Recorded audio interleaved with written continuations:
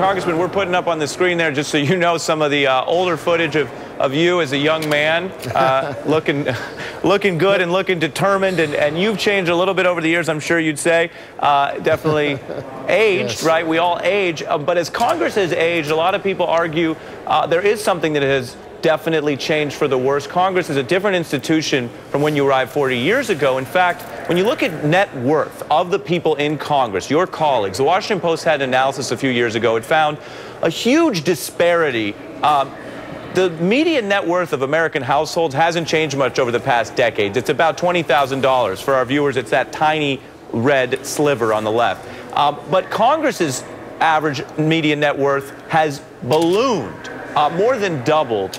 Do you think, as you leave and you say some things are working, do you think this gap, this political inequality gap between our representatives and our citizens is a big problem?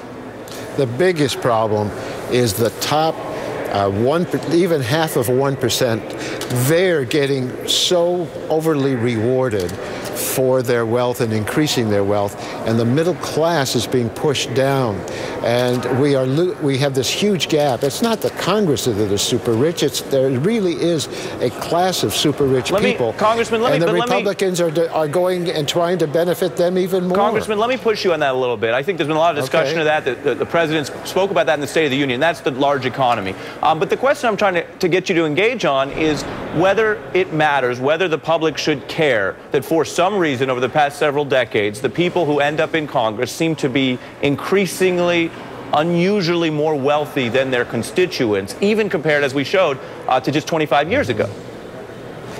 I think the people ought to worry about the views of their members of Congress, not their personal profile or their portfolio. You could have a low-income member of Congress take very right-wing, pro-wealthy positions and forget about the working people. And you could have people who are comfortable, and that's why they feel they can be in Congress, and fight for the working people. Franklin Roosevelt, of course, was one of the wealthiest families in the nation. And last question, Congressman. Worry about their views and what they're fighting for.